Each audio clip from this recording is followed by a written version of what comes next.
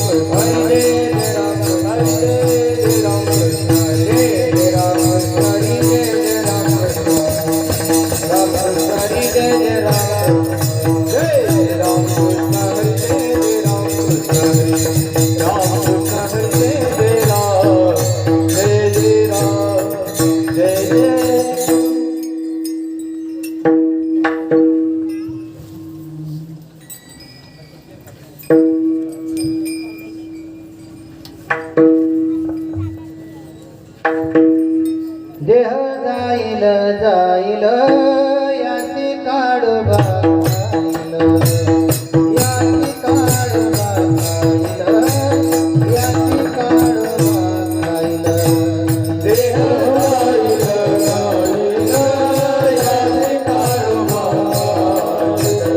याची काळोबा जाईल याची काळोबा अरे नो माझ्याची दगडा कैसे हत्ती घोडे वाडा कैसे हत्ती घोडे वाडा कैसे हत्ती घोडे वाडा सारे नव मजसी दगडा कैसे हत्ती घोडे वाडा कैसे हत्ती घोडे वाडा कैसे हत्ती घोडे वाडा डोळे कालीचे चोपती हे तव जायाचे हे तव जायाचे असती हे तव जायाचे असती डोळे बालचे चोपती हे तव जायाचे असती हे तव जायाचे असती हे तव जायाचे असती शरीर समंताचे नाते भोरड्या बुडवीचे नाते भोरड्या बुडवीचे नाते भोरड्या बुडवीचे नाते शरीर संबंधाचे नाते भोरड्या बुडवीचे नाते भोरड्या बुडवीचे नाते भोरड्या बुडवीचे नाते अजूनतरी होई जागा तुका म्हणे पुढे जगा तुका म्हणे पुढे जगा तुका म्हणे पुढे जगा अजून तरी होई जागा तुका म्हणे पुढे जगा तुका म्हणे पुढे जगा तुका म्हणे पुढे जगा सारे नव मनसी दगडा सारे नव मनसी दगडा सारे नव मनसी दगडा कैसे हत्ती घोडे वाडा कैसे हत्ती घोडे वाडा कैसे हत्ती घोडे वाडा दगडा कैसे हत्ती घोडे कैसे हत्ती घोडे वाडा कैसे हत्ती घोडे वाडा हो पार कुमारी हो पार कुमारी हो पार कुमारी हो पार कुमारी पार कुमारी पार कुमारी पार कुमारी पार कुमारी पार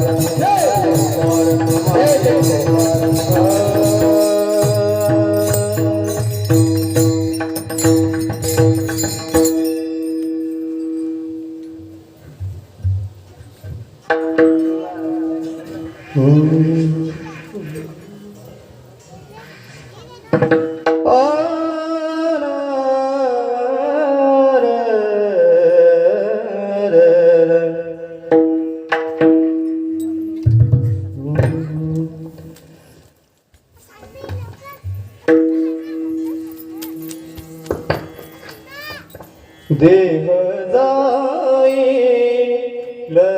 जाईल देह जाईल जाईल देह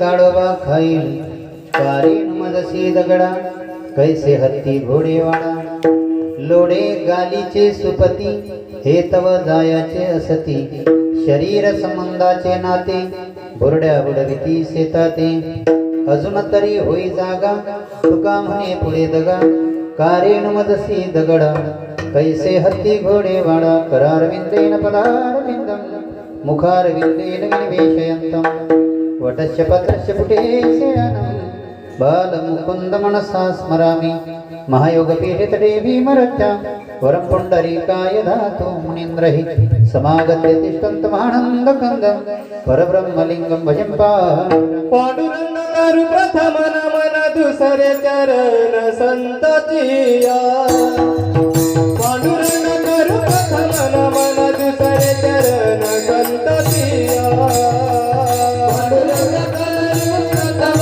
नमन दुसरे चरण संततिया पांडुरंग करू प्रथम नमन दुसरे चरण संततिया ओ पांडुरंग करू प्रथम नमन दुसरे चरण संततिया पांडुरंग करू प्रथम नमन दुसरे चरण संततिया पांडुरंग करू प्रथम नमन दुसरे चरण संततिया पांडुरंग करू प्रथम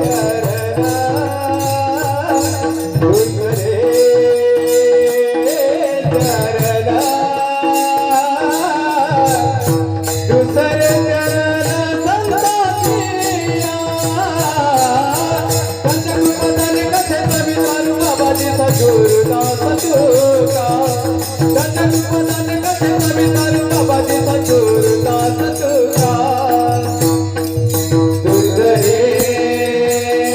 चरण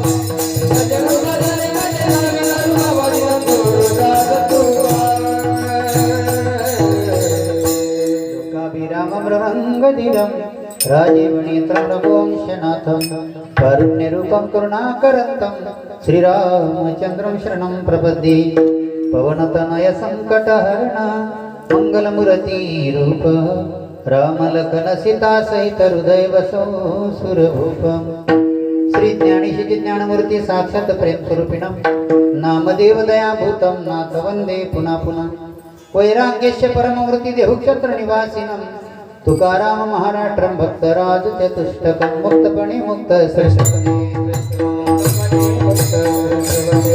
मुक्तपणे मुक्त श्रेष्ठपणे मुक्तपणे मुक्त श्रेष्ठपणे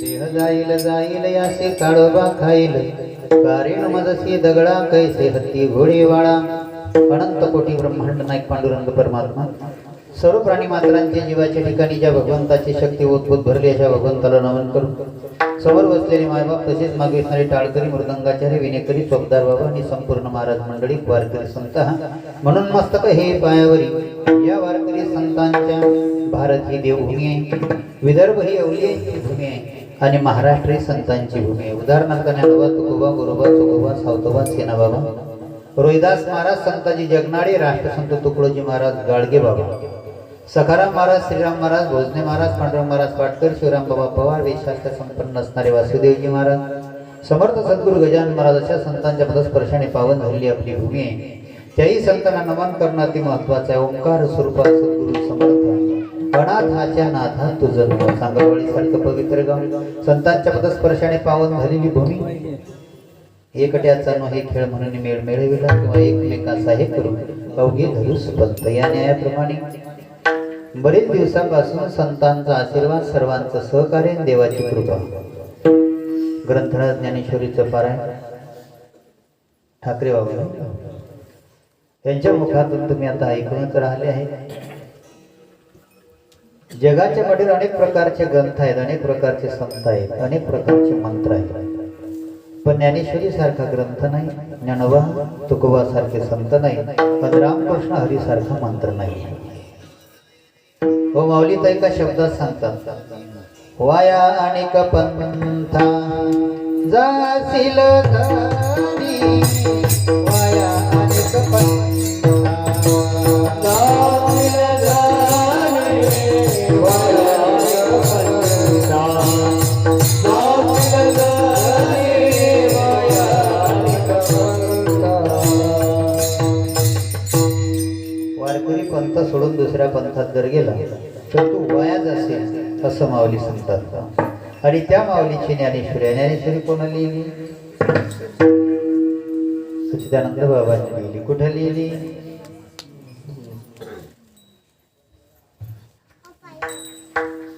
नेवासा. पूर्वीच त्याचं नाव आहे निवासा.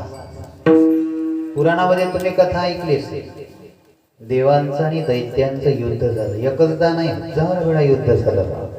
म्हणजे देवही गेले नाही तर दैत्य अजून काही संपले नाही, चालूच आहे युद्ध.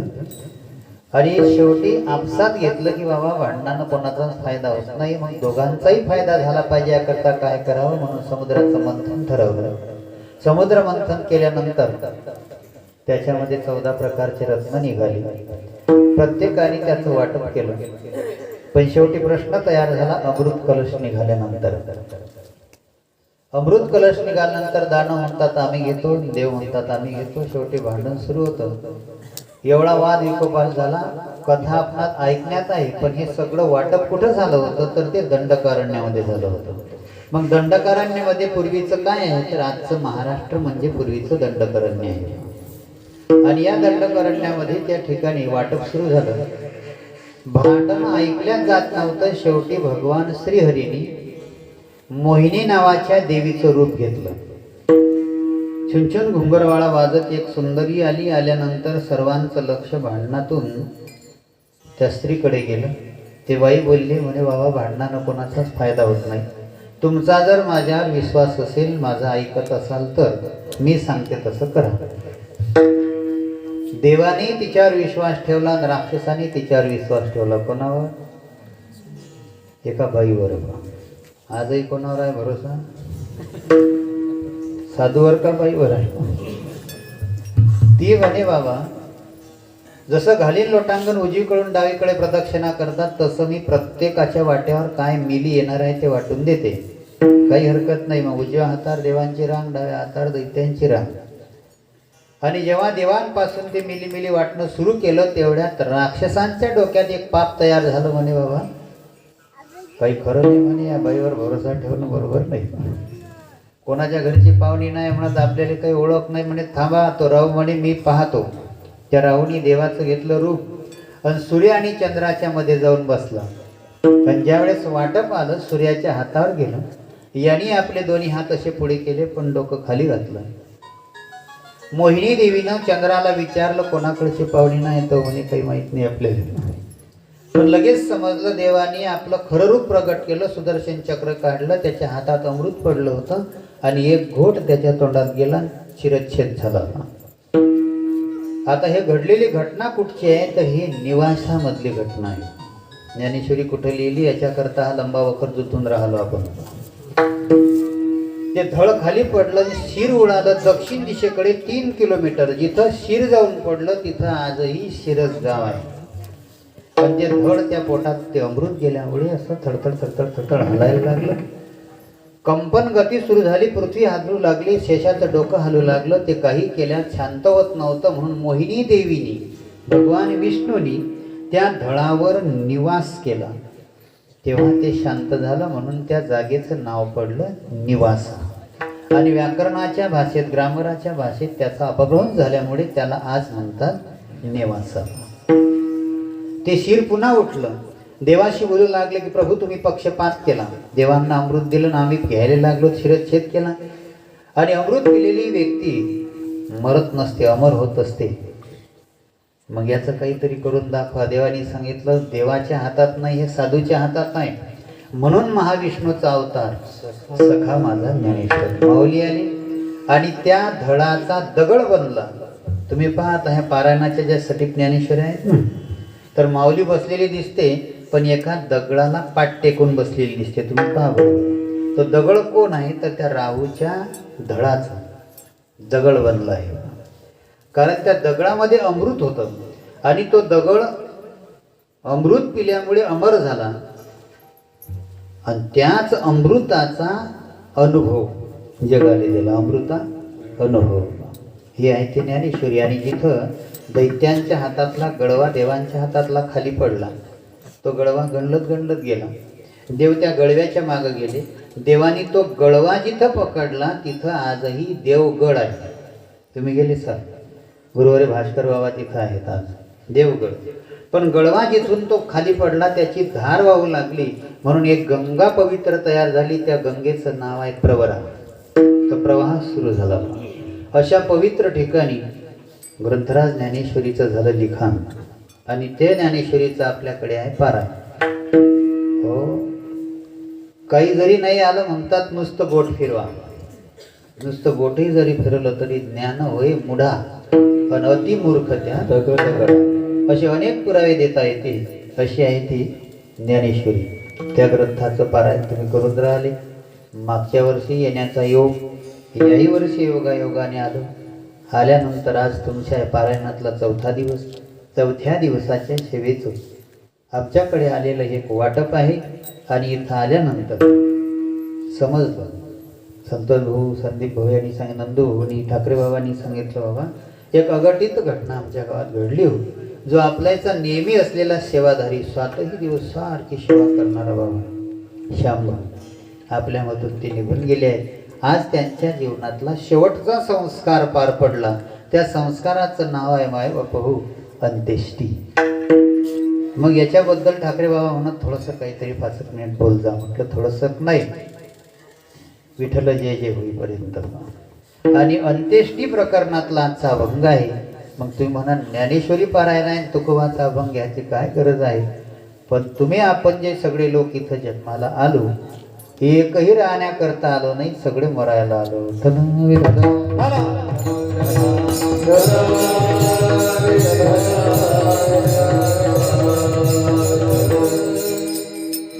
मरण चांगलं असते की वाईट? आली का झोप आतापासून? चांगला आहे की वाईट आहे? मरण चांगला आहे. तर काही महिला मंडळी म्हणतात चांगला आहे. पण चांगला आहे तर दुखलं की दवाखान्यात का जाता? येऊ द्या मरण. ज्या दिवशी दुखते काही बाबाही लावत नाही, गोळी घेत नाही मी म्हणा. पण नाही, थोडासा घाम आला की बाबू लवकर सांग, डॉक्टर झोपीन नाही तर. म्हणजे मरण जर चांगलं आहे असं आपण म्हणतो तर दवाखान्यात का जावं? पण काही महिला म्हणतात माय मरणासारखी तर हानी नाही पडली. मरण सर्वात वाईट आहे. मग ठीक आहे, मरण वाईट आहे, चांगलं आहे म्हणतो आपण, तर दवाखान्यात का जातो? पण वाईट आहे असं जर तुम्ही मरणासाठी बोलत असाल तर तुम्ही बसलेपैकी आणि आम्ही उभी आहो एवढी. मरण वाईट आहे तर हा शब्द तुम्ही तोंडातून काढेल नाही काय? घरात थोडंसं घरात कोणाशी झमकलं की लगेच बोलतात, काही पडेल नाही. काय म्हणतात त्याच्यापुढे? मर्याले पुरते. माणसं तरी कमी पण या बायले सांडच नका दिसू देऊ, मर्याले पुरते. मग मरण जर वाईट आहे तर मरायला पुरते का बोलता? तर चांगला आहे म्हणता तर मग दवाखान्यात का जातात? माऊली म्हणतात जैसे जीर्ण वस्त्र सांडीजे. आता शंभूचं वय काय असेल? 35. मग आता मी जर म्हटलं मरण चांगलं आहे तर म्हणतील या बुवाच्या गोया सरेल आहे. 35व्या वर्षी जर तरुण व्यक्ती देव घेऊन जाते, हे मरण काय चांगलं आहे का? बोलणाराच चांगला नाही असं म्हणलं जाईल.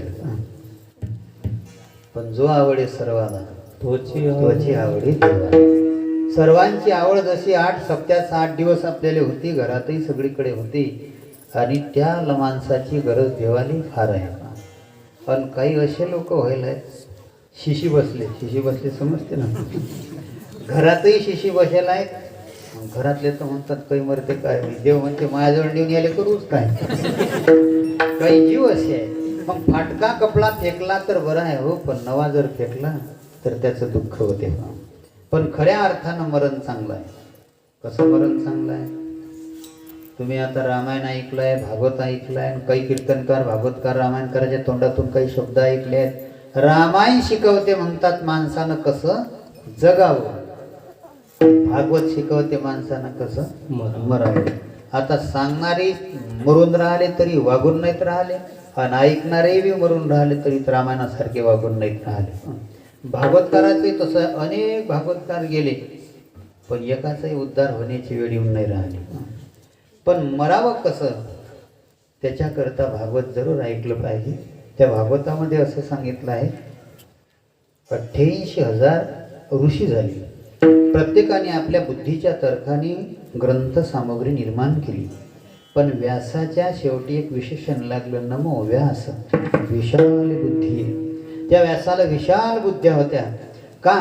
त्याचं कारण असं आहे की ब्रह्मदेवाशी जेव्हा संधान साधलं, त्या संधानामध्ये बोलले की ब्रह्माजी, तुम्ही ही सृष्टी निर्माण केली ना, तुमच्यापर्यंत शरण येण्याकरता हे 2 पायाचं तयार केलं, याला माणूस म्हणतात. पण या माणसाच्या ठिकाणी इतका अहंकार आहे ब्रह्मदेवा, तो अहंकार जाईल कधी? असं बोर वाटून राहिलं का हे बोलून राहिलं? माणसाचा अहंकार वेदव्यास म्हणतात जाईल कधी. ब्रह्माजी म्हणतात नारळाची दोरी तुम्ही पाहिली ना, ती पेटवा आणि टाकून द्या. ते जळल्यावरही नवीन पाहुण्याला विचारा की हे काय होतं, तो बरोबर सांगते नारळाची दोरी होती. कशावरून सांगते? त्या पिळावरून, आटावरून. म्हणजे ते मरते तरी त्याचा आट नाही जात. तसा हा मानवी देह देवानं तयार केला. पण नाही, ब्रह्मदेव म्हणतात व्यास तुमच्या कथेत एक शब्द असा लिहून ठेवा की तिथं माणूस जरा नम्र होईल म्हणतात. आणि तो शब्द जो आहे तो आहे मरण. आणि मरण हा शब्द इतका चांगला आहे, आणि मरणही चांगलंच आहे. कसं? हो, तुम्ही काही लोकांच्या इकडे पहा, इतके रस्त्यानं चालतात छाती काढून लोक, इतके छाती फुगून चालतात, त्याच्या बगलीतून माणसं निघतात. एवढी छाती फुगून असं वाटते पंपाना हवा भरली. आणि पाहिलं तर चप्पल उसणी असते, गाड्या तर हमेशा नेतात उसणे, कपडे नेतात. ह्या बाया तर एकमेकीच्या पोथा. पण उष्ण कधीच नका, आणि तुम्हाला राग येईल. जसं आहे तसंच राहा, मन समाधानी ठेवा. काय उष्ण न्यायची कोणाची गरज नाही. काही लोक तर बोलताना असं बोलतात की महाराज आपलं कोणाशी जळत नाही. कोणाशी जर भांडण झालं तर म्हणतात इथून नागपूरपर्यंत रुपयाचं तास लावीन तरी बरोबरी करीन असं म्हणतात. तर हे बोलणं योग्य आहे का? तुकडोजी महाराजाच्या पुढे एक जण असाच बोलला होता, नोटायचं तास लावीन म्हणून. महाराजांनी लगेच एक साधा अभंग लिहिला, नको करू घाई बाबा सोड अवगुण रे, मरशील तेव्हा तुला उचली कोण रे. कुठे मरशील, कोण उचलून आणि काय फावळ्या भरा लागेल माणसाला. लहानपण देगा देवा, लहानपण देगा देवा, लहानपण देगा देवा, लहानपण देगा देवा,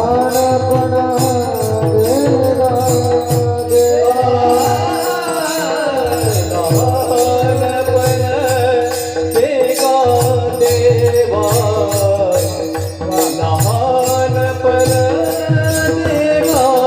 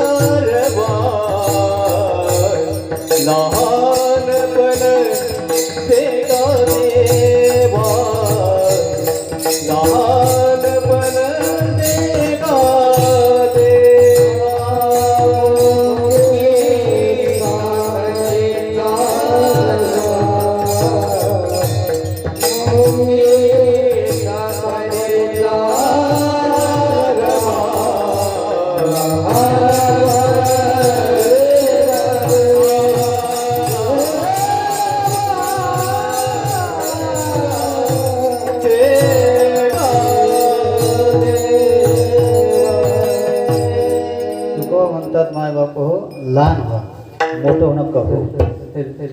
या शरीरावर अभिमान अहंकार कधीच नका करू. कबीर बाबांनी तर या देहाकडे पाहिलं आणि छाती काढणाऱ्याकडे पाहून अभंग तयार झाले. मत कर मात जवानी का पता नाही जिंदगानी का. शेवटी बोलावं लागलं, तू बुलबुला है पाणी का पता नाही जिंदगानी का. मन की आंखें खोल रे सबसे मीठा बोल रे. सर्वांच्या सोबत चांगलं बोला. जीव पाण्याचा बुडबुड आहे. साथ देती नहीं ये किसी का, साथ देती नहीं ये किसी का. क्या भरोसा है इस जिंदगी का, क्या भरोसा है इस जिंदगी का. साथ देती नहीं ये किसी का, साथ देती नहीं ये किसी का. हो क्या भरोसा है इस जिंदगी का, क्या भरोसा है इस जिंदगी का. साथ रुक जाएगी चलते चलते, साथ रुक जाएगी चलते चलते, बुझ जाएगी चलते चलते, बुझ जाएगी चलते चलते. दम निकल जाएगा रोशनी का, दम निकल जाएगा रोशनी का. क्या भरोसा है इस जिंदगी का, क्या भरोसा है इस जिंदगी का. क्या भरोसा है इस जिंदगी का, क्या भरोसा है इस जिंदगी का. एका सेकंदाचाही माणसाचा भरोसा नाही, म्हणून देहावर अभिमान अहंकार करू नका. शेवटी सांगावं लागलं की मायबाप हो मरण चांगलं आहे. आता मरणाबद्दलच आपण बोलून राहिलो की मरण का चांगलं आहे. त्याचं कारण असं आहे, भागवतात येऊन बसले तर बरोबर समजून जाईल. मरण म्हटलं की अवघ्याचे धाबे दणाणल्या जातात आणि माणूस नरम जो होते तो मरणार. तुम्ही मरण हा शब्द उलटा वाचा काय होते. मरण काय होते उलटा वाचा. नरम म्हणजे कितीही अहंकारी माणूस असू द्या तो कुठे होते नरम मरणार. इतर वेळेस तो असा जोडून जाते तर शक लागते माणसाला. इतके गरम असतात काही काही, पण नरम होतात मरणार. ते दुसऱ्याला शहाणपणा सांगतात काही खरं नाही हो. आता तर बोलला माया सांगतो बरोबर नरम होते. याच्याकरता मरण हे चांगलं असते. आणि तुकोबाने आपल्याकडे पाहिलं, पाहिल्यानंतर सांगितलं माय बाप हो या देहावर अभिमान अहंकार बिलकुलही नका करू. हे मरणाकरताच तुम्ही आपण आला होईत, पण मरायच्या आधी असं मरा, असं मरा की दारावर एवढं तरी लिहून ठेवल्या गेलं पाहिजे, गेले ते दिवस 15 राहिले तर आठवण. श्यामदादाची आठवण मधात कमी येईल, पण जोपर्यंत हा सप्ताह चालू आहे तोपर्यंत सप्त्यात आठवण येईल.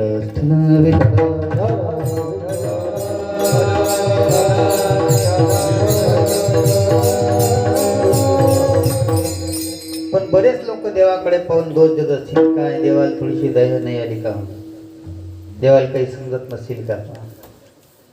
असं वाटते की देव कधी कधी उलट करते. ज्या वेळेस मुक्ताबाई माऊलीले जेव्हा समाधिस्थ केलं, समाधिस्थ केल्यानंतर आदिशक्ती मुक्ताई, निवृत्ती दादा आणि सोपान काका आपेगावले आले होते. कारण आपेगावात याचं मूळ गाव होतं. म्हणजे सर्वांचे अश्रू पुसणारी आई आपेगावात येता बरोबर रडायला लागली आणि डोळ्यातून टपटप टपटप अश्रूच्या धारा सुरू झाल्या. नामदेव महाराज हजर होते, रुक्मिणी माता देव हजर असताना रुक्मिणी मातेनं नामदेव माता महाराजांनी मुक्ताईकडे पाहिलं, पटकन अश्रू पुसले आणि विचारलं की आई काय झालं. आई म्हणे दादा गेला याचा रड नाही येतो, पण उलट होऊन राहिलं ना. निवृत्तीनाथाकडे पाहिलं पण शब्द निघाले, ज्येष्ठाच्या आधी कनिष्ठाचे जाणे केले नारायणी ठेकी देवा. तू उलट करून राहणार रे. लहान्याच्या खांद्यावर मोठ्याने जावं का मोठ्याच्या खांद्यावर लहान्याने जावं, ते उलट करते. इथं देव म्हणतात की मुक्ताई 3 घटना घडून असतात पण त्या आपल्या हाती नसतात. त्या 3 घटना कोणत्या आहेत? तरुणपणी पत्नी किंवा पती मरू नये, तरुणपणी पत्नी किंवा पती मरू नये, लहान लेकराची आई किंवा झोपता काय, लहान लेकराची आई किंवा बाप मरू नये, आणि म्हातारपणी लेकाचं दुःख होऊ नये. मग ह्या घटना आपल्या हातात आहेत का? मग काही जण म्हणतील ते पाप आहे का त्या लोकांचं? नाही, आहे सूत्र हाती विठोबाचे. सूत्रधार तो जगाचा आहे. ह्या घटना अशा घडतच राहणार आहेत. हे काही नवल नाही. आजा मेला पण जा मेला बाप मसना गेला. आजा मेला पण जा मेला बाप मसना गेला. मेला पण जा मेला बाप मसना गेला. आजा मेला पण जा मेला बाप मसना गेला. देखत देखत नाचू पंतू तोही तैसा झाला. देखत देखत नाचू पंतू तोही तैसा झाला. देखत देखत नाचू पंतू तोही तैसा झाला. देखत नाचू पंतू तोही तैसा झाला. आजाला पाठी भया दे मोठे पंढरी वाहुनी तुझा भाव नाही कोठे. उठा उठा जगाती भयाले मोठे पंढरी वाहुनी तुझा भाव नाही कोठे. नवल नाही. ज्ञानोबा सांगतात आजा मेला पंजा मेला बाप मसना गेला, किंवा तुकोबा सांगतात एक पाहत असा एकाची दहणे, किंवा पाहत उंदीर घेऊन जाई बोका. नामदेव महाराज असं सांगतात ऐशे खेळीये कोट्यानु कोटी गणित नाही त्याला. हा मृत्यू लोक आहे, येथे वरून नाही आले अवतार हेरते पाहून जीव. पण काही घटना अशा होतात हृदय स्पर्शी भेदी, अशा घटना होतात. आता नंदभाऊ सांगत पहिल्या मुलीचं वय 8 वर्षाचं असेल. आता आठवणी असे येतील काय देवानं उलट केलं हो. मुलीचं शिक्षण नाही पाहिलं, त्यांना काही बापाचं दुःख नाही दिलं, काही सुख नाही भेटलं, हात पिवळे नाही झाले, अक्षदा नाही पडल्या, ह्या आपले तर्क तोडणं असं सुरू होईल. पण खरंच या दुःखासारखं मरणासारखं दुःख कोणतंच नाही. जशी भागीरथीची अवस्था झाली होती तुकोबा गेल्यावर, तशी या 3 मुलीची अवस्था आहे. ज्यावेळेस समजेल ना बाबा काय असतात, तर भागीरथीचे शब्द आठवतात. भागीरथी करी गावा, भागीरथी करी गावा. भागीरथी करी गावा, भागीरथी करी गावा.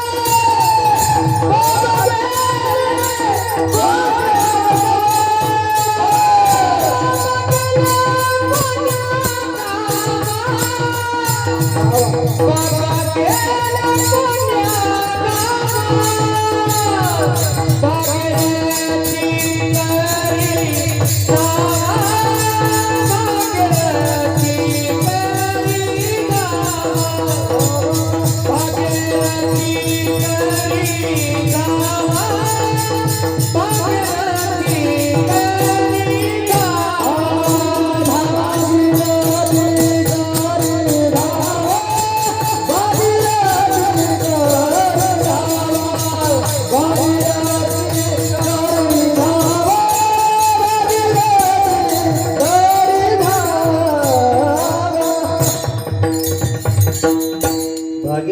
सारखी तिन्ही मुलींची अवस्था आहे. जेव्हा समजणार आहे बाबा काय असतात त्यावेळेस रड येईल की बाबा गेले कोण्या गावा, किती मारू मी हाका, किती करू मी धावा. नंतर समजणार आहे. पण मरण हे चांगलं आहे. आणि मरणाचा जो शेवट आहे हा उत्तरायणामध्ये झाला, पारायणामध्ये झाला. आणि आपण देवाला हेच मागू, नामदेव महाराजच्या भाषे श्वान करशी तरी उचिष्टाची निमिषे तुझे द्वारी वसे ऐसे करी, पक्षी करशी तरी चारियाचे निमिषे तुझे द्वारी वसे ऐसे करी, वृक्ष करशी तरी मंडप मेघाचे निमिषे, झाड करशी तरी तुळशीचे निमिषे. हो काही करा देवा, पण वैष्णवाच्या घरातलं करत आपण. आणि आपण देवाला माऊलीला हेच मागू की त्या श्यामदादाला पुन्हाही वैष्णव रूपानं जन्माला दे देवा, यापेक्षा दुसरं काही नाही.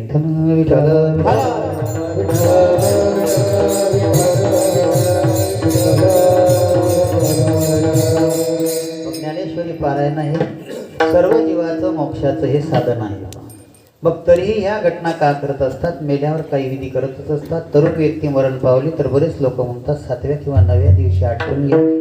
पण तरुण मरो का म्हातारा मरो, तेरवीचा विधी महत्त्वाचा असतो.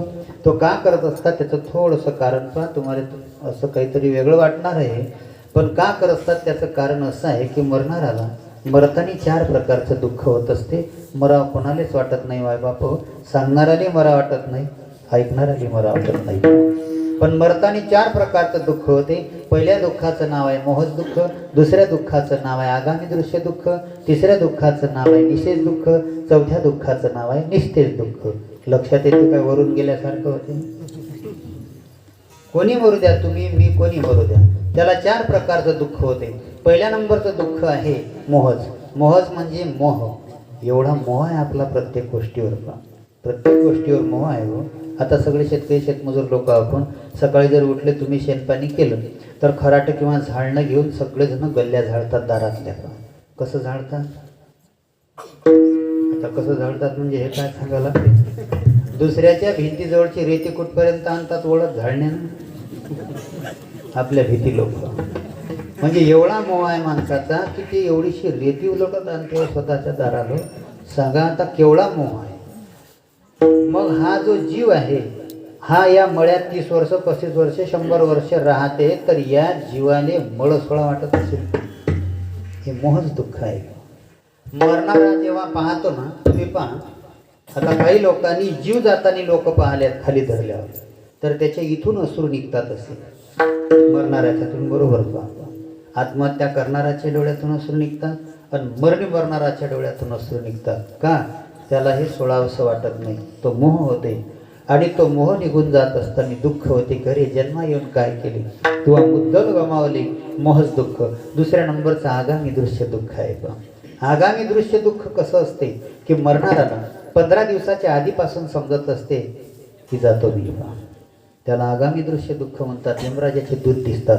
तसं आधी कोणाला समजते? 15 दिवसाच्या आधीपासून रानकुत्रीला समजते. रानकुत्री गावकुत्रीला संदेश पोचवतात. रानकुत्री म्हणजे कोले. ते गावकुत्रीला संदेश देतात की तुमच्या वेटाळ्यातलं जाते आता. मग ते गावकुत्री म्हणते काही हरकत नाही, ते त्याच्या इकडे भोंगा करून कोंड वाजवतात. म्हणजे त्याला आरोहण म्हणतात. पण आपल्या भाषेत लोक जुन्या म्हणत कुत्री हिरवून राहिले गळे कोणतरी मरते पहा. आणि कुत्रा भगवान दत्तात्रयाची जयंती आहे उद्या. 24 गुरुपैकी पहिला गुरु महाराजांनी देवानी जर केला असेल तर कोणता? कुत्रा. का? त्याचं कारण विज्ञानाने शोध घेतला. सायन्स खूप पुढे गेलं पण अधोर आहे. पूर्णतेले सायन्स पोचलं नाही अजून. कारण या विश्वामध्ये या भूगोलामध्ये 592 वायू आहे. फक्त विज्ञानाला ठराविक वायूचा शोध लागला. Oxygen, hydrogen, nitrogen, phosphorus, carbon dioxide एवढा शोध लागला फक्त. पण 592 आहे. आणि 592चं ज्ञान कोणाजवळ असेल? कुत्र्याजवळ आहे. किती अंधार असू द्या, 100 फुटावरून साप येऊन राहिला हे कुत्र्याला पहिले समजते. भूकंप होते पहिले कुत्र्याला समजते. आणि हा बुरी आत्मा म्हणजे काळ पुरुष गावात येते हे पहिले कुत्र्याला समजते. म्हणजे कुत्र काही साधं नाही म्हणून कुत्र्याला मारत गिरत नका जाऊ. प्रेम करा, कारण तेही आपले कोणीतरी आहेतच. आता चंपाषष्ठी झाली, कोण कुत्रे जीव घातले होते? कोणच नाही. कारण कुत्र्याची पूजा करावं लागते चंपाषष्ठीले. भरीत भाकरी, खीर, भाकर खाऊ घालायला लागते. लोकांना तर दणके देऊन मोडले काही काही कुत्रे. ही चंपाषष्ठी आहे आणि आहे ते आगामी दृश्य दुःख. 15 दिवसाच्या आधी समजते आणि जे साधक लोक असतात त्यांना एका वर्षापासून समजत असते मरण. आणि मी माझ्या डोळ्याने 3 पाहिले साधक लोक की वर्षाच्या आधी त्यांनी सांगितलं होतं मरण. पहिल्या नंबरमध्ये वेदशास्त्र संपन्न असणारे वासुदेवजी महाराज 1 वर्षापासून सांगितलं होतं. दुसऱ्या नंबरमध्ये तुम्ही पुंडागाव ऐकलं असेल माणिकराव महाराज कुलट 1 वर्षापासून सांगून ठेवलं होतं. अहो त्यांनी तर मरायच्या 1 वर्षाच्या आधीपासून 13चे कीर्तन करायचे नावं लिहून ठेवले होते. या दिवशी याच बुवाचं कीर्तन करा. मुलंही म्हणत की बाबा तुम्ही काय सांगून राहिले, हा बा रिकामा असेल काय मग तो रिकामाच राहणार आहे. माझ्या 9व्या दिवशी होतं त्याच्यात कीर्तन. आणि तिसरे आता वारले निवृत्ती बाबा.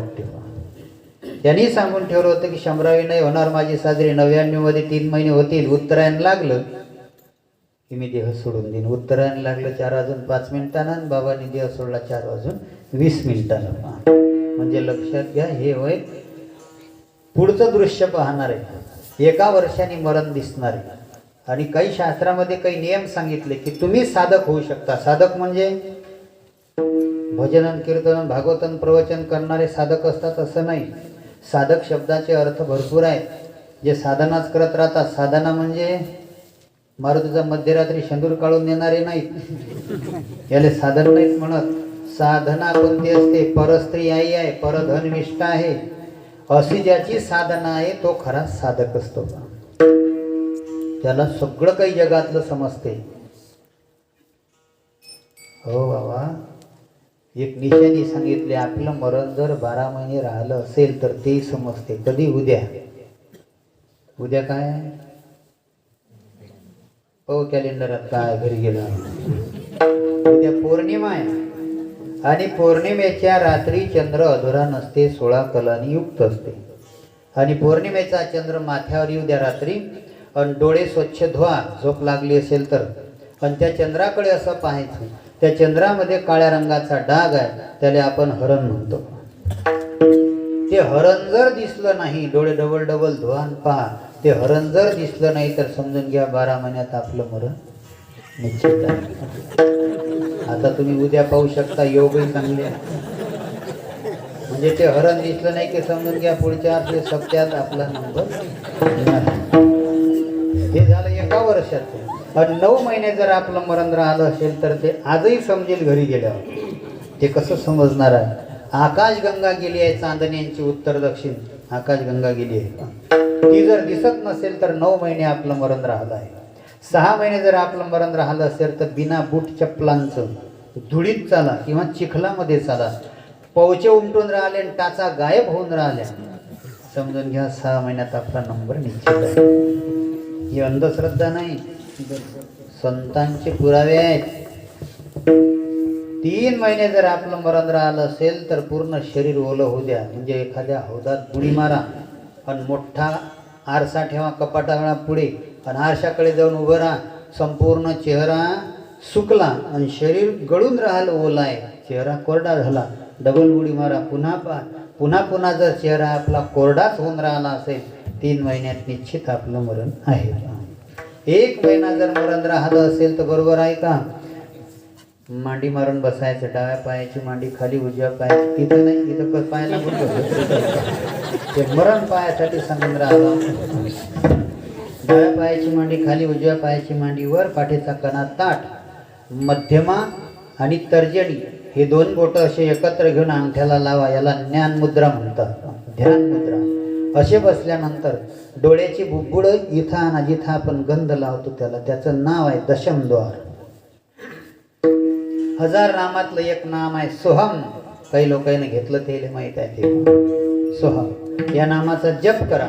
निळ्या रंगाचे बिंदू डोळ्यापुढे जर दिसलेच नाही 1 महिन्यामध्ये आपलं निश्चित मरण आहे. 15 दिवस जर आपलं मरण राहिलं असेल तर वज्रासनात बसायचं. वज्रासन रामदेव बाबा सांगतात 4 वाजतापासून 5 जा सकाळी. वज्रासन म्हणजे आपल्या भाषेत मेटे मारून बसणं असं, उलट टोंगडे पुढे. वज्रासनात बसायचं. तर्जनी बोट कानात पिट्ट खोचायची. आणि ओमकाराचा जप करा. बाहेरचा आवाज आत नका येऊ देऊ. आणि सोहम सोहम अशी सिंहगर्जना पाठीमागून होते आपोआप. अनाहत नाद म्हणतात त्याला. तो जर ऐकायला आला तर बरं, आणि नाही ऐकायला आला तर समजून घ्या 15 दिवसात जाणे निश्चित आहे. पण आजच जर आपलं मरण असेल तर मंडपातही समजते ते. पण तुम्ही काही पायाचे प्रयत्न करू नका. घरी गेल्यावर शांततेनं पाहू शकतो आपण. मस्त डाव्या पायाची मांडी खाली, उजव्या पायाची मांडीवर, पाठीचा कणा ताट, 2 बोटं मध्यमा आणि अनामिका डाव्या हाताचे. पहिले डावा डोळा असा बंद करायचा, उजव्या डोळ्यानं उघडून नाकाच्या शेंड्याकडे असं पाहायचं. तो नाकाचा शेंडा जर दिसत नसेल तर ही 2 बोटं मध्यमा अनामिका उजव्या हाताची घ्यायची. उजवा डोळा बंद करायचा, डावा उघडून पाहायचा. काही काही जणांना होतीच पायानं सुरू केलं, ते मांडी मारल्यावर आहे तसं नाही. मग डावा उघडायचा, नाकाचा शेंडा पाहायचा. तो जर दिसत नसेल डोळे दोन्ही बंद उघड करून तर काहीच नका करू, घाबरायची गरज नाही. फोन काढायचा आणि डायरी काढायची. पण सगळ्या सोयऱ्याला फोन करायचा. आम्ही जातो आमच्या गावा, आम्ही जातो आमच्या गावा.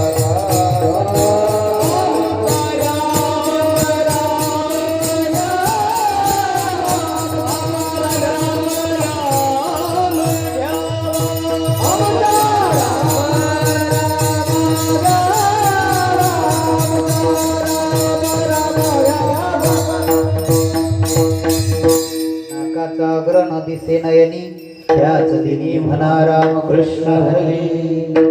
हे साधकाची अवस्था आहे. आता आपण साधक नाही, आपण अबाधक. त्याच्यामुळे आपल्याला आपलं काही समजणार नाही. हे झालं आगामी दृश्य दुःख. 3ऱ्या नंबरचा आहे निषेध दुःख. निषेध दुःख कसं असते? आपलं स्वतःचं हित झालं पाहिजे म्हणून आपण पाप करतो बा. तुम्ही म्हणा की मी म्हणा, कळत नकळत होत असतात. हित झालं पाहिजे म्हणून, आणि आपण सगळं हितच करून राहिलो. आता काय हित सांगता? तुम्ही संध्याकाळी शेतात चक्राला गेले, तुमची तूर लपकून पडली, एवढ्या शेंगा लागल्या. पण शेजारची तूर लपकून पडली. शेजारचा शेतात हजर नाही, पण येता येता शेंगा कोणत्या येतील? म्हणजे हे ध्यानात येऊन राहिले नाही. तुम्हा आम्हाला असं वाटते की याच्या शेंगा भरणभर ओरपून आणून राहिलो तर घा काय हजर आहे पाहिले. आज विज्ञान इतकं पुढे गेलं, प्रत्येकाच्या घरावर, शाळावर, कॉलेजवर, बँकांवर कॅमेरे लावले. मंदिरावर कॅमेरे, तसं वाटते खूप विज्ञान पुढे गेले. पण नाही. ब्रह्माजीनं सृष्टी जेव्हा निर्माण केली, निर्माण करायच्या आधी त्या सृष्टीवर 5 कॅमेरे लावले. आणि त्या कॅमेऱ्यातून देव नाही सुटला, साधू नाही सुटला, साधूचा बाप नाही सुटत, तुम्ही आपण काय सुटणार आहोत? त्या कॅमेऱ्यामध्ये दिसतो माणूस. आणि मरायच्या वेळेस जीव लवकर जात नाही. का नाही? ते निस्तेच पाप, निस्तेच दुःख डोळ्यापुढे उभं राहत असते. आपदा हो हो हो प्रत्येक जण मरत असते. हो, एका म्हाताऱ्याच्या हाताले मरायच्या 3 दिवस आधीपासून अशी आळी बसली पक्की. त्या बुड्याचं 3 महिन्यापासून खाणं बंद होतं, नुसतं नारळाच्या पाण्यावर होतं बुडं. पण 3 दिवसापासून 15 दिवस झाले अशी आळी बसली. 2-2 माणसं अशी हाताची आळी काढत पण आळी नाही निघे. सांगा आता 3 महिन्यापासून खाणं बंद झालं, बुड्यात ताकद कुठून आली? आळीच नाही निघे. हो, शेवटी विचारत, बाबा हे हाताला आळी का बसली? जबान बंद झाली होती, सांगता नव्हतं येत, रड येऊ लागला. निषेध दुःख सांगतो, बरोबर आहे का? शेवटी लहान मुलाने विचार केला, म्हणे काही आयुर्वेदात अशी औषध तर बाबाची जबान तरी खोलतो म्हणे, काय होते. आयुर्वेदाचार्याला केला फोन, म्हणे मरणार आले बोलता आलं पाहिजे असं औषध आहे काय? तो म्हणे हो, संजीवनी नावाचं एक कॅप्सूल आहे, 10,000चं होते. आणि ते गावरान गायच्या दुधात जर ढवळून पाजलं तर मरणारं 2-3 मिनिटं बोलते. तो म्हणे किती हजारात झालं तरी चालते, पण समजीत तर खरी आळी काऊन बसली. आणली कॅप्सूल, गावरान गायचं दूध काढलं, फोडली, ढवळली, बाबाले पाजली. आणि मग जबान आली, बाबा हाताची आळी का नाही निघून राहिली? म्हातारं रडायला लागलं, म्हणे बाबा आम्ही दोघं सख्खे भाऊ होतो. मी मोठा आणि काका लहान. म्हणे माझ्या हातात होता म्हणे व्यवहार, पण हा लहान नुसतं शेती सांभाळी. मी म्हणे कोणी कार्यावर, लग्नावर खांद्यावर दुपट टाकलं, गाडीला किक मारली की निघालो. आणि काका म्हणे बस उठला की सुटला वावरातच कसे म्हणे तर बरोबर आहे का. एक दिवस गेलो म्हणे मी बाजारात, उन्हाळ्याचे दिवस, मलाही तू झाला होता म्हणे मोठा मुलगा, काकाले एक मुलगा झाला होता. दोघंही भाऊ वयानं सारखेच होते, 6-7 वर्षाचे. उन्हाळ्याचे दिवस, दोघंही भाऊ म्हणे बॅट बॉल खेळून राहिले. आणि मी आलो म्हणे बाजारातून. पण लहान्या भावाची मुलं मोठ्या भावाले बाबा म्हणतात, तुम्ही पहा बरोबर. पण मोठ्या आईले आई म्हणतात, स्वतःच्या बापाले काका म्हणणारे आहेत आजही. पण स्वतःच्या आईले काकू म्हणतात. म्हणजे मनात लेकरायच्या पाप नसते. जसे बाबा दिसले, 2 पिशव्या हाती गाडीवरून उतरले, या पोरानं ते बॅट बॉल खाली टाकले, पळत गेले, बापाच्या हाताले लमकले. बाबा बाजारातून आले, काय खाऊ आणला. बाप म्हणे खेळा, आनंद देतो खाऊ. डबल बॅट बॉल घेतली, खेळत बसले. कोणतं दुःख सांगून राहिलं, तेच मग होतं ते निसेज. बाप घरात गेला, हातपाय धुतले, पाणी घेतलं, चहा घेतली. आठवण आली की अरे पुराईनं खाऊ मागितला होता, मी भुललो म्हणे. बापानं आणला होता हापूस आंब्याचा पेटारा एवढा मोठा. तो पेटारा उघडला, हात घातला, 2 आंबे काढले. पण आंबे सारखे नव्हते. एक आंबा होता मोठा, एक आंबा होता लहान. बैठकच्या ओट्यावर बाप राहिला उभा, पोरं खेळून राहिले. प्रत्येक गावातला माणूस हेच म्हणे की या घरासारखं घर 10-12 खेड्यात नाही, आणि या घरासारखं एकमत कुठेच नाही. पण या बापाच्या मनात एक आलं पाप. स्वतःचा मुलगा जिकडून उभा होता तिकडून घेतला मोठा आंबा हातात, आणि भावाचा मुलगा जिकडून उभा होता तिकडून घेतला लहान आंबा. आणि हाक मारली, ए बरो चला घ्या म्हणे खाऊ. शेजारचे लोक म्हणत, पहा बरं या घरासारखं एकमत तर कुठेच नाही. आता याच्या मनातलं कोणाला दिसलं नाही, पण ब्रह्मांडाचा धनी हजर असते तो. हो देव इतका चतुराचा शिरोमणी आहे. एकानं बॅट फेकली, दुसऱ्यानं बॉल फेकला, न वाऱ्यासारखेच पळत गेले. बाबा आंबे आणले, व बाबा आंबे आणले. लेकराच्या मनात काहीच नाही. पण धावता धावता पळता पळता काय झालं, त्या पोराईच्या दिशा बदलल्या. मोठा आंबा स्वतःच्या मुलाकडून पकडला होता, पण तिकडून गेला भावाचा मुलगा, आणि या हातावर आला स्वतःचा मुलगा. तर या बापाच्या मनात मोठी माळ गळ्यात होती, गपाळाले गंधही होतं, पण याच्या मनात आलं पाप. म्हणे मोठा आंबा भावाच्या मुलाले जाते. आता मोठा आंबा गेलाही समजा, तर त्याच्यात काय लिटरभर रस असेल का, चमचाभर निघत नाही. पण माणसाचं मन किती खराब आहे, दैताडे आहे, हे तुम्ही लक्षात ठेवा फक्त. मग यानेही जवळजवळ येऊ दिलं, या या या या या पोरं हो, हा घ्या म्हणे खाऊ. असा हात केला, पोराईनं आंबे उचलले. लेकराच्या मनात पाप नव्हतं, हे पाहायले कोणीच नव्हतं. पण ब्रह्मदेवाच्या कॅमेऱ्यात उमटलं, म्हणून बुड्यान जीव सोडला. त्या हाताची आळी निघालीच नाही शेवटलं. हे वैदिक दुःख. आणि म्हणून ज्ञानेश्वरी पारायण, गाथा, पंक्ती, दान, धर्म, वाऱ्या, एकादशा याच्याकरता करावं लागतं. मरण एवढं सोपं नाही, शेवटचं आहे निस्तेज. माहीत असते हे पाप आहे तरी माणूस करते. पहा तुम्ही काही लोकायले खाली धरतात ना, भेटीला जातात ह्या बाया माणसं सगळे, त्या मरणाराले रड येते. हे समजावून सांगणारे सांगतात, काही रडू नका, आता राम राम घेत जा, देवाचं नाव घेत जा. का घेतात मग देवाचं नाव? एक म्हणे राम राम म्हटलं की मोक्ष भेटते. हो राम राम म्हटल्यानं जर मोक्ष भेटला असता तर राजा दशरथ 3 दिवस 3 रात्र तळपला असता काय राम राम म्हणून? कारण भगवान म्हणतात, माझ्या बापाले हे पाप सुटलं नाही तर इतर जनतेले काय सुटेल. आम्ही संतान होत नव्हतं आमच्या वडिलाला, म्हणून शिकारीला गेले. कोणता जंगली प्राणी नाही मारला, 3 माणसं मारली. आणि ते मानवी दोष लागला असल्यामुळे मरायच्या वेळेस ते पाप डोळ्यापुढे दिसत होतं. ते होय निस्तेज पाप. ते देवाच्या बापालाही जर सुटलं नाही, तुम्हा आम्हाला काय सुटणार आहे? याच्याकरता सत्कर्म करणं अतिशय महत्त्वाचं आहे. आणखीन एक महत्त्वाचं सांगतो, तुम्हाला बोर वाटलं तरी चालेल. मरायच्या वेळेस एक देह दुसऱ्या देहातून निघून जातो, तेव्हा अतिशय यातना होत असतात. म्हणून तेरवी ही आवश्यक असते. तरुण असो का म्हातारा असो, 4 शरीर आहेत देह. हे तुम्ही आपण एकमेकाला दिसून राहिलो ना, या देहाचं नाव आहे स्थूल. स्थूल स्थूल देह. हे तुम्हाला बोलत वाटत असेल रोजच्यापेक्षा पण. स्थूल, स्थूलात आहे कारण, कारणात आहे महाकारण, महाकारणामध्ये आहे सूक्ष्म. काही ग्रंथामध्ये पोथीमध्ये तुम्ही वाचलं असेल की माणूस मेल्यावर त्याला इष्टाच्या खांबावर चढवते यम म्हणतात. असं तुम्ही ऐकलं असेल. कोणी सांगते नरकात बुडवता. आणि इतर जे लोक आहेत ह्या गोष्टी आपल्या धर्माच्या अंधश्रद्धेत घालतात. हे अंधश्रद्धा म्हणतात. पण त्या लोकांचं काही चुकीचं नाही. समजा एखादी व्यक्ती मरण पावली, त्याच्या शरीराला जाळून टाकतात, नाहीतर खड्डा खोदून गाळून टाकतात. मग त्याचं शरीर जाळलं गाळलं तर मग विस्तवाच्या खांबावर कोणाला चढवतील? चालू दे म्हणा, तो आम्हाला काही घेत नाही. शरीर जाळलं गाळलं तर विस्तवाच्या खांबावर चढवतील कोणाले?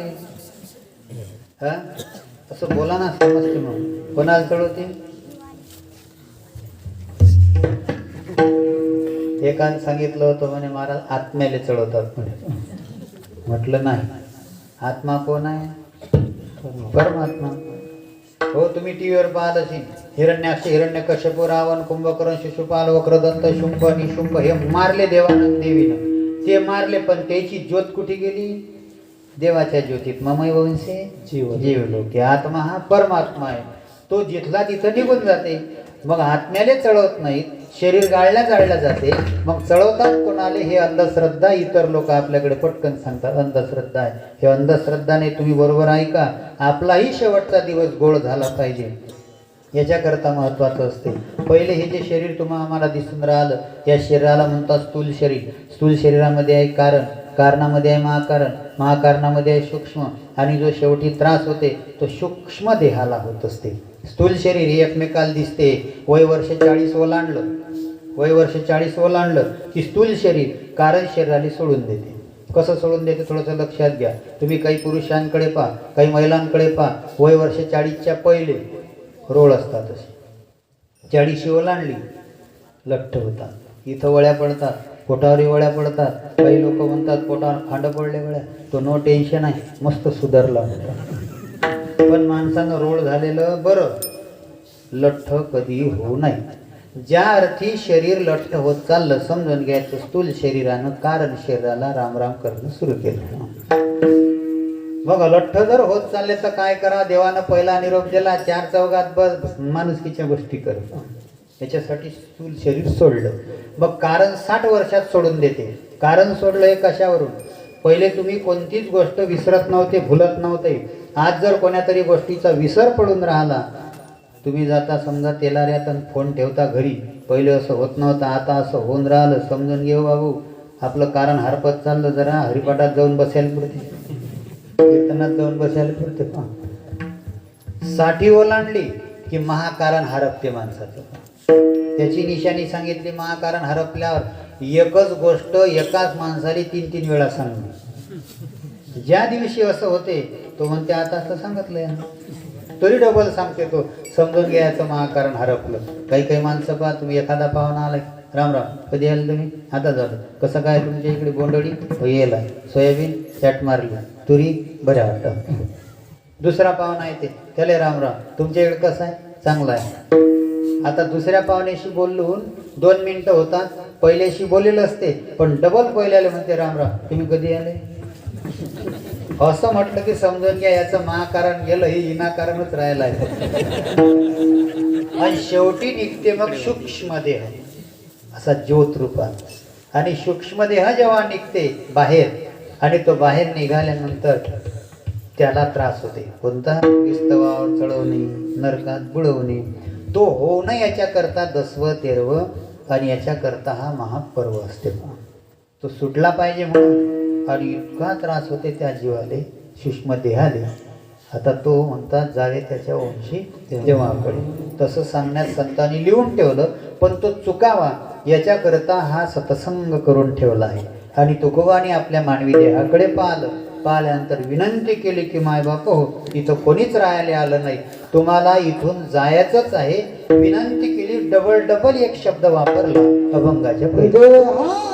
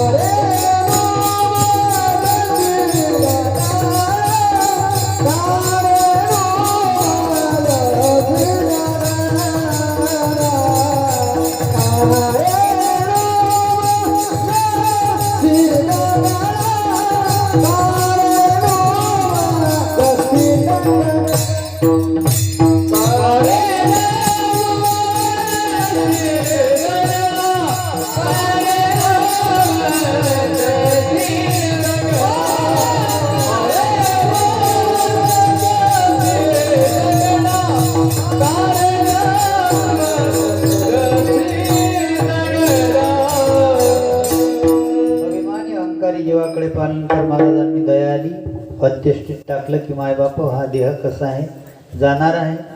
डबल डबल एक शब्द वापरला, देह जाईल जाईल. कारण प्रेम उत्पन्न झालं होतं. फोनाच्या आधी पहिले पत्राचे व्यवहार होते. जवळच्या नातेवाईकाला आपण पत्र लिहित होतो, पत्रात सगळा मजकूर सांगत होतो आणि शेवटी म्हणत होतो बाबा अरे एकदा भेटीले ये, पण कसा आहे म्हणत होतो, जरूर जरूर ये. तसा हा शब्द वापरला, देह जाईल जाईल. का की प्रेम उत्पन्न झालं. हे काळाचं भातकुल आहे आणि याला काळ खाल्ल्याशिवाय राहणार नाही. आपणही मरणारच म्हणून मरणाची कार्य नाही आठवत. जीवन आपण जगून राहिलो तर या अभंगावरून एक सांगितलं संतांनी की माय बापू आपल्यापेक्षा वयस्कर माणसाचा अपमान कधीच नका करू. हा देह जाणार आहे. दुसरी गोष्ट, आपल्यापेक्षा वयस्कर माणसाच्या अंगावर असा हात कधीच नका उजारू, कधीच नका उजारू. तुमचं प्रत्येकाचं कल्याण झाल्याशिवाय राहणार नाही. पण आपण तो म्हणतो दोन दिल्या थुत्रीत त्याच्या ठेवून म्हणतो, चांगली गोंधळी झटकली असं आपण म्हणतो. पण नाही बाबा, हा देह जाणार आहे. नम्रता ठेवा माणसाच्या जीवनात. शेवटी ऐकलं नाही तर राग आला. राग आल्यामुळे दुसऱ्या चरणात सांगितलं की का रे नुमजशी दगडा. आपल्याला दगड म्हटलं, समजते अवघेले पण उमजून नाही राहिलं म्हणून का रे नुमजशी दगडा. मग तुकोबाच्या लक्षात आलं की हा बरोबर आहे, या लोकांना समजते हो पण उमजून का नाही राहिलं. उत्तरार्धात सांगतात कैसे हत्ती कैसे घोडे आणि कैसा वाडा. बरोबर आहे. हे याच्या घरात याच्या वाड्यात याच्या पैशातच गुंग झाले म्हणून दुसऱ्याला हे कमी समजतात. दगडासारखे जीवन माणसं जगून राहिले. वाडा कसा असते, 50 दारं आणि 52 खिडक्या. ज्या घराला आहे त्यालेच म्हणतात वाडा. आता राहिला का एवढा वाडा कोणाचा. जुने होते वाडे त्याच्यावर तर गवत फुटले. आता वाडा नाही राहिला. आता आपण साधं 1200-1500 घर बांधतो तो ओट्याहून बोलतात लोक, मा घरासारखं घर कुठेच नाही बांधतात. माणसं तरी कमी पण या बाया तर पहिलेच सांगतात. पण त्या माणसाला झोप येत नाही, कुठून काढेल असतात त्याचं ते माहीत असते. पण एक लक्षात ठेवा, कोणाचे हे घर, हा देह कोणाचा, आत्माराम त्याचा तो.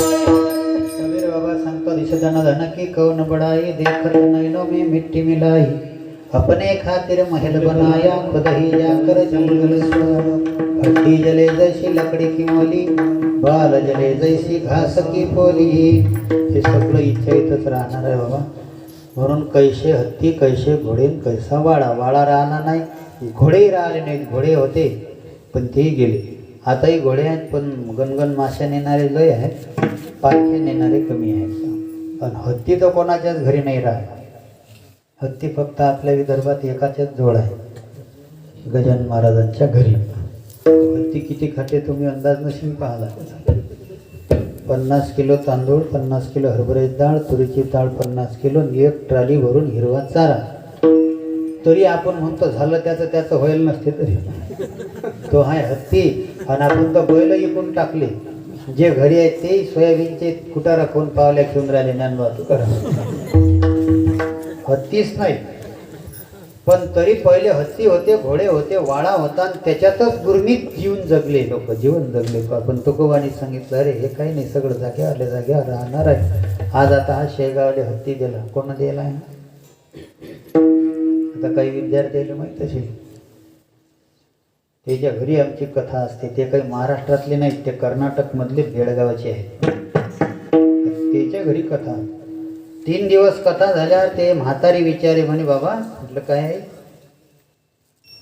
हत्ती अंबारी टाकू देऊन राहिला की नाही शेगावचा म्हटलं या गुडीला काय घेणं आहे त्या हत्तीला पण मग उशिरा लाईट लागला ज्या अर्थी हे विचारते त्या अर्थी काहीतरी असेल म्हटलं काय म्हणे आपल्या साहेबानंच तर दिला म्हणे साहेबाला विचारलं संध्याकाळी हरिपाठ झाल्यावर म्हटलं हत्ती केवढ्याचा आणला म्हणत कोणता म्हटलं शेगावाचा म्हणत मी कोण बाबा आणणारा तर बाबानंच आणला आणि बाबानंच केला म्हणत सांगतच नव्हते काला झाल्यावर गाडीत त्यानं बसवलं आणि पंढरपूरला आणून सोडलं पण तरी गाडीत विचारलंच म्हटलं सांगा तुम्हाला सांगावंच लागेल हत्ती केवढ्याचा आहे ते म्हणत सांगतो पण कुठे सांगत नका जवळ म्हटलं एक कीर्तनही नाही सोडणार तुमचं नाव सांगत जाईल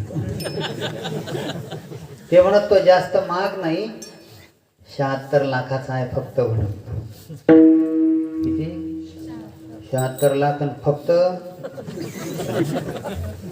ते म्हणत माझं एक काम अडलं होतं मी गजानन महाराजांना एक संकल्प केला की गजानन आपल्या शेगावाचा मरण पावला होता की तुझी गजलक्ष्मी गेली बाबा माझं जर हे काम झालं तर गजलक्ष्मी आणून देईन 15 दिवसाची अवधी ठेवली पण समर्थाने ते काम 3च दिवसात करून दिलं आणि 1 कोटी रुपयाचा संकल्प होता आणि त्या संकल्पाकरिता अरुणाचल प्रदेशातून आणला म्हणून 3 महिने लागले परमिशन काढून त्याला आणण्यासाठी तर ती बछडं पिल्लू सापडलं 76 लाखाचं आणलं वरचे जे 24 राहिले त्याची पंढरपूरच्या गजानन महाराज संस्थान मंदिरात पूर्ण पालखी चांदीची वरच्या रुपयाची बनवून दिली असा संकल्प होता मग माझ्या ध्यानात आलं की सांगा एवढा मोठा हत्ती एवढी पालखी बनवून देते त्या बाबाचं कुठे नाव नाही आम्ही फक्त पारायणात 100 रुपये देतो तर 10 के पोई पाहतो मानाव लिहिलं की नाही माझ्या लक्षात घ्या कशी जीव आहेत आजही एक जण म्हणे 2 नंबरचा धंद्यावाला असेल तो त्याच्यावर आपण ताबडतोब येतो पण 2 असो का 1 असो पण कुठे छाती झाली आहे देवा करता एवढं करणं पण आजही जीव आहे तुकोबा म्हणतात त्याच्यामध्ये गुरफाटू नका कैसे हत्ती कैसे घोडे कैसा वाडा काही लोकांचं जीवन जगायचं ठरलेलं आहे म्हणतात बसायला मुंडात गादी आहेत लोड आहेत तकी आहेत लोडे गालीचे सुपती म्हणजे सेवाधारी आहेत जाताबरोबर तुम्हाला ग्लास येते पाणी येते सगळंच काही येते का चहा सगळं काही तुमची व्यवस्था करणारे पण किती दिवस करणार आहे कबीर बाबा म्हणतात जब तक अपने पल्लक में पैसा है तो सब कुछ सलाम करते हैं जिस दिन अपने पलक का पैसा खत्म हुआ तो जोर भी पाणी दृश्य बताती है. तुमचा आठवड्याचा बाजार कोणता दिवस आहे? शुक्रवार म्हणजे माळेगाव. या तुम्ही बाजारातून पुरुष मंडळी दोनही थैल्या चांगल्या गचपच भरून, पण दारात दिसता बरोबर बाई पटकन पळतच येते दारात. देना माझ्याजवळ एक, दे माझ्याजवळ. तुमच्या हातातली पटकन घेऊन घेते आणि घरात जाता वर विचारते पाणी देऊ काय का चहा पिता. शेजाऱ्याला वाटते की या बाईचा या बोत किती जीव आहे हो. पण ते बाई पाणी देऊ काय चहा देऊ काय कोणाला म्हणून राहिले. त्या भरेल थैले. तुम्हाला जर नाटक करायचं असेल तर पुढच्या शुक्रवारी रिकामे आणा, गंमतच अशी कुंडलत या. ते बाई जर दारात असली तर ताना घरात जाते आणि तुम्ही फक्त म्हणा पाणी दे पाणी दे पाणी दे. मागणाऱ्याच्या डोळ्यात पाणी येते पण गिल्लासात नाही येत. म्हणून एक लक्षात ठेवा, सब पैसो के भाई दुनिया में अपना साथी कोई नाही. लोळे गालीचे सुपती हे तव जायाचे असती हे सगळं जाणार आहे. कोणी मरू द्या. जुन्या लोकांची एक म्हण आहे, यायचा रस्ता आणि जायचा रस्ता एकच आहे. आणखीन काही बाया म्हणतात काय खरं केलं, डांग डांग करत आला डांग डांग करत गेला. म्हणजे मरू कोणी द्या हो. 2 बांबू 7, 9, 11 कामता पराठ्याचा कवटा आणि अर्ध धोतर कोणी मरू द्या. त्याच्यावरच त्याची गती आहे. आता लोक स्वर्गासन करून राहिले. काही लोक स्वर्गासन करणं एवढं सोपं नाही. स्वर्गासन जर केलं तर घरीच मुंडन करून विधी करावं लागतं. एवढं सोपं नाही. ते स्वर्गासन केलं म्हणजे ते बुडे का स्वर्गात जातात. पण या 2 भाषेवर नेले म्हणजे काय नरकात जातात. सगळ्या गोष्टीले शास्त्र आणि विधी असते. म्हणून लोढे गालीचे सुपती जायाचे असते. तुकोबा म्हणतात मरण प्रत्येकाच्या पाठीशी आहे. हा देह जाणार आहे. पण बाबा ह्या लोकांच्या एवढे नादात नका राहू. हा समाज असा आहे, माणसाले शेंड्यावरही चढून देते आणि खाली आदळून देते. हो, जोपर्यंत आता आपल्या हातात ताकद आहे, शक्ती आहे, घरचे असो का दारचे असो, गायकवाड बा असो का ईश्वर बा असो, काय मी असो, काही वादक बाबा असो, मस्त आहेत किती दिवस. एकदा दात पडले की नाथन मठाठी काढून घेतो. हे तिकडे खैवाडे धाडे खायला हाणे. म्हणजे ही लोकांची प्रत्येकाची गतीच तशी आहे. चालून राहिलं म्हणून चालून राहिलं. एकदा दात पडू द्या, आवाज खराब येऊ द्या आणि ते बोल कमी पडू द्या, ते रागरागीने कमी पडू द्या, काही कामाचं नाही. दुसरा अशीच माणसाची गती आहे. तशी घरातल्याची गती आहे. हो बाबा तुम्ही मरा, मेल्यावर असं कोणी रडलं का आजपर्यंत. बाबा तुम्ही चालले, दादा तू चालला, आई तू चालली, तुम्ही स्वर्गात जाता की वैकुंठाले चालले. तुम्ही गेल्यावर आम्ही ज्ञानेश्वरी पारायणात एक तुमच्या नावाची पंगत देऊ, आपल्या गावाच्या मारुती बुवाले एखादं फाटक गेट दान देऊ, किंवा शाळेतल्या लेकरायले वया पुस्तकं तुमच्या नावानं 26 जानेवारीला देत जाऊ. असं कोणीच रडत नाही. रडणारे असंच रडतात, तुम्ही चालले ना आमचं. हे रडणाराची पद्धत आहे. जेनाबाईनं तो इतका साधा अभंग लिहिला, अवघ्याच्या लक्षात येते. मेला मेला म्हणून करती रडण्याची घाई, मांडल्या तीन गौऱ्या पाणी ठेवलं नवलाही, घातली आंघोळ कोठे भिजला कोठे काही नाही, घेऊन टाकला स्मशानामध्ये देते कोणी नाही. बाप रडतो लेकासाठी मला पुत्र नाही, माय रडते लेकासाठी दारचा हत्ती गेला बाई, भाऊ रडते भावासाठी मला भुज नाही, बहीण रडते भावासाठी थोडी बांगडी अंतरली बाई, बायको रडते 3 दिवस मग दुसऱ्याच्या पायी, ऐक प्राण्या तुला सांगतो उत्तम नरदेही, घरला मायेचा बाजार जनी म्हणे आपलं कोणी नाही, घरला मायेचा बाजार जनी म्हणे आपलं कोणी नाही. झोपल्यासारखं होते काय? कोण आहे आपलं? कोणीच नाही. हो, भाऊ भावाची शेजाऱ्यानं जर शिव्या दिल्या तो सांगते मा भाऊ घरी नाही रे, नाही तर याचं काम काढलं असतं. एवढी भावाले भावाची गॅरंटी असते, दुसऱ्यासाठी जीव द्यायला तयार होते. पण संपत्तीचं वाटप होऊ द्या, फक्त घरातल्या एखाद्या गळव्यासाठी एकमेकाच्या छताळावर बसतात. म्हणून कोणीच नाही.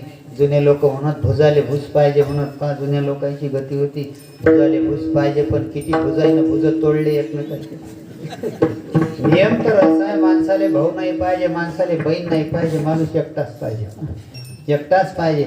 आता हे असं जर ऐकलं तर लोक म्हणजे काय ही कदऱ्या आहे, कोणीच नाही पाहिजे. हो तुम्हाला काय सांगा, आता अशा घटना आम्ही आता भारागावचं पाणी पेल लोक असतो, अशा घटना ऐकायला घेतात की एकुलत्या एका मुलीनं बापाले कटघऱ्यात उभं करेल आहे न्यायाधीशाच्या समोर इस्टेटसाठी. किती भावाईनं एकमेकाचे जीव घेतले, किती बहिणीनं भाऊ रस्त्यावर आणले. म्हणून कोणीच नाही पाहिजे, माणूस एकटाच पाहिजे. आणि पाहिजे त्याच्यासाठी महाभारत रामायण ऐकणारे पाहिजे. त्याच्यामधून समजून घ्या जावा जेठाण्या कशा होत्या, भाऊ भाऊ कसे होते. एवढ्या करता हे ज्ञानेश्वरी पारायण, ह्या पंक्तीन खर्च, दरवर्षी बुवा बोलावणं, हे गायक वादक बोलावणं, हे काही त्याच्यातून काही कोणाचा फायदा होते का? फायदा म्हणजे एकच आहे, विचाराची देवाणघेवाण आहे, कोणीच कोणाचं नाही. बहिणीचं आणि भावाचं इतकं प्रेम आहे, इतकं प्रेम आहे. एखाद्या दसऱ्याले जावा, एखाद्या राखीले जावायचे भाऊ येऊ द्या राखी बांधे, एखादीचा येऊ नका. त्या तिघी चौघी रिकाम्याच असतात, तिने विचारतात तो भाऊ नाही आला का, येईन दुपार झाली आला नाही का, येईन 5 वाजता. शेवटी विचारतात आला नाही का, हल्टिंग नाही म्हणतात. शेवटी हल्टिंग गेल्यावर विचारला आला नाही का, इले आला, राग म्हणे काही नाही आला, नेला तो. म्हणजे भाऊ जर आला तर माय भाऊ आहे, नाही आला तर तो नेला. अशी हे माणसाची गती आहे. म्हणून शरीर संबंधाचे नाते घोरड्या बुडविती शेतात, अशी माणसाची गती. तुम्ही ज्वारी पेरा शेतात, कंस येऊ द्या, ते हुरड्यावर येऊ द्या, दुरून दुरून रंगीबेरंगी पक्षी हुरडा खायला येतात. किती दिवस येतात, ते कंस बोचट होईपर्यंत. एकदा काय कंस बोचट झाले तर थांबा म्हटल्या नाही थांबत नाही. तशीच माणसाची गती आहे. जोवर चढण वळण गा तोरी प्रतिमा आणि तिला थोर देह सुखाची आकार. हो तुमच्याजवळ भरपूर पैसा येईल द्या, दूरचा नातेवाईक म्हणते ते आमच्या जवळचे आहे, पण तुमच्या जवळचं जाऊ द्या, तुम्ही भेटा फक्त तेलाऱ्याचे. तुम्ही दिसता बरोबर तो दुसऱ्या गोडीतून घुसते, मागील म्हणते 100 रुपये पोहोचते. अशी माणसाची गती आहे. घेणं घेणं चालू असतं तर आमचा आहे, नाहीतर तो मेला. सोयरा दिल्या घेतल्या अंत काळचे नाही कोणी. शेवटी महाराज म्हणतात मराव प्रत्येकालाच लागते. सोयरे धारे सोडू नका, नाते गोते सगळे सांभाळा. आणि नाते गोते सांभाळत असताना परमार्थाचा विचार करा. आणि परमार्थ करूनही हे सोयरे सोडायची गरज नाही. सोयरे धारे मान मानसी मर्यादा दान धर्म हे करतच राहा, पण एक मात्र विसरू नका, खरा तुमचा सोयरा कोण आहे, शेवटच्या चरणात.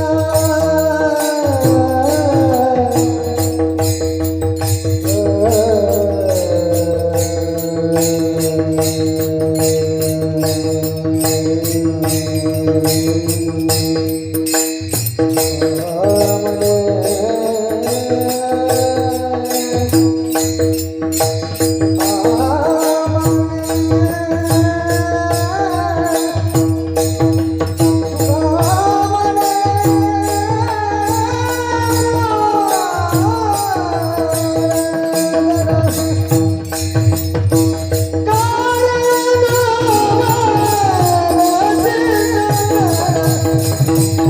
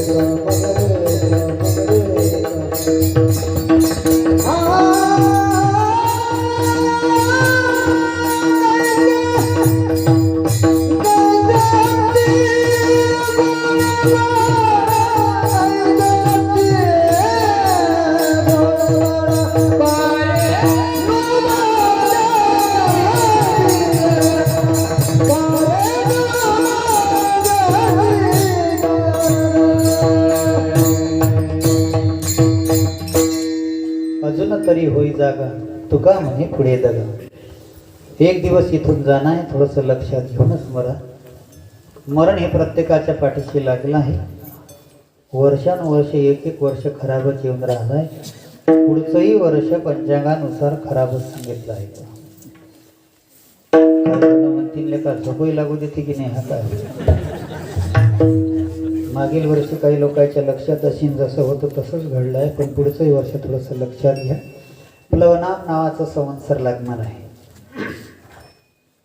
आणि याही वर्षीची जे मकर संक्रांती आहे तोपर्यंत एवढे दिवस कठीण आहेत, काय होईल हे सांगता येणार नाही मकर संक्रांतीपर्यंत. आणि या वर्षीची मकर संक्रांती वयानं बाला आहे. म्हणजे या वर्षी तरुण मुली, लहान मुली आणि तरुणी यांच्यावर संकट आहे. तरुणांवर संकट आहे. मृत्यू अपमृत्यू जास्त होते. म्हाताऱ्यावर काही संकट नाही. खाली धरल्यावर उठून बसतील. तरुणाईपेक्षा जास्त जेवतील. अजून पा जास्त खातील. हे वर्ष असं आहे. आणि या वर्षी पावसाळा बरा आहे. पण कसा आहे लक्षात ठेवजा. 7-8 8 दिवसातून पाऊस येईल. पण पावसासोबत हवा येईल. म्हणजे पिकं वादळी स्वरूपानं झोपल्यासारखी होतील. रोगराई जास्त होणार आहे. म्हणजे हा कोरोना नवीन आला असं नाही. असं नाही. पण कोरोना नाही असं समजूही नका. हे खोटंही नाही. म्हणजे खोटंही नाही. आता त्या दिवशी वायचाळ साहेबांसोबत बसलो अकोलेले. ते म्हणत कोरोनापेक्षाही डबल निमोनिया भारी आहे म्हणून. यानं माणसं मरून राहिले. अर्धे म्हणत धापूनच मरून राहिले. पण हे समजू नका तो रोग नाही आहे. तो रोग झाला हे फायदा की नुकसान.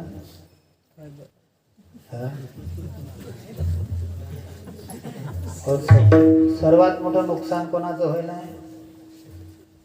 आता पुऱ्या जगाचंच झालं. पण सर्वात मोठं नुकसान झालं साधू लोकांचं. कोरोना कोणाले होईल हो. सगळ्या साधू लोकांना. नाही तर पहा तुम्ही गेल्या वर्षी तोंड कशी दिसत आणि या वर्षी कशी दिसत राहिले. हे बरं झालं तुमचा सप्ताह म्हणजे खायला तरी भेटून राहिलं का. नाही तर कठीण होतं. कालेच नव्हते. हो बाबा आमच्या घरची तर म्हणे का हे किती पाप झालं असे ना आपलं की देव हात नाही लावू देऊन राहिला म्हणे. शेगाव नाही पंढरपूरला नाही. खरंच पाप आहे. आणि कोरोना झाला हे चांगला. एक विज्ञानाच्या हिशोबानं पर्यावरणाचा समतोलही त्यानं कायम ठेवला. प्रदूषण टाळलं गेलं. पण मी तर म्हणतो फारच चांगलं झालं हा कोरोना झाला. का जे लोक संडासून आल्यावर उभ्यानं डबा फेकत कधी उभ्यानं डबा फेकून देतात. झाली काय भाकर विचारत. पण ते 3-3 भाग घासून राहिले ते लवकर. म्हणजे स्वच्छता आली हा सर्वात मोठा फायदा आहे. म्हणजे निश्चितच सगळेजण स्वच्छतेकडे चालले आहे. आणि भारत स्वच्छतेकडे चालला हे म्हणायची गरजच नाही. पण आपण शेवटी देवाला हेच म्हणू की पुढचे वर्ष देवा चांगलं ठेवा. रोगराई तर येणारच आहे. प्रत्येकाचं मरण हे निश्चित आहे. पण आपण देवाला हेच मागू की सर्वांचं आरोग्य चांगलं ठेवा. देवा निरोगी ठेवा. असे जे रोग येत असतील त्या रोगाचं निवारण करा. दरवर्षीप्रमाणे सप्त्यात आणखीन वाढ झाली पाहिजे. जे कार्यकर्ते लोक आहेत, अध्यक्ष उपाध्यक्ष कार्यकर्ते, त्यांनाही देव भरपूर आयुष्य देव. जे शांभाऊ गेले आहेत त्यांच्या आत्म्याला शांती देव. टाळकरी माळकरी सर्वांचं देव कल्याण करो. करणारा एकच बाबा आहे. त्या बाबाचं सर्वांनी भजन करावे.